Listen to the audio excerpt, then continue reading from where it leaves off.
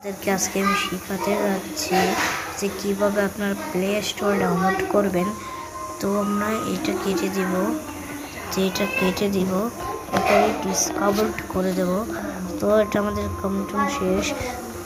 তো আমরা এখন এই সেটিংসে ঢুকবো। এখানে ঢোকার পর এখানে ঢুকবো, তারপর আমরা এই গাইস এখান থেকে ঢুকে তো অ্যাপসে ঢোকার পর আপনাদের যে অ্যাপস নেওয়া লাগবে, এই দেখেন গুগল প্লে স্টোর।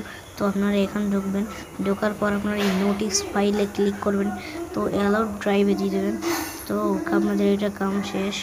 তো আপনারা তারপর এটা দেবেন, তো ওকে এটা এবার মিশন করে দেবেন। তারপর আপনারা বেরিয়ে যাবেন। বেরিয়ে যাওয়ার পর তো আপনাদের লাস্ট কাজটা হবে এই ইনভিলে ক্লিক করবেন, ইনভিলে তারপর ওপেনে ক্লিক করবেন, তাহলে আপনারা প্লে স্টোরে সম্পূর্ণভাবে ঢুকে যাবেন।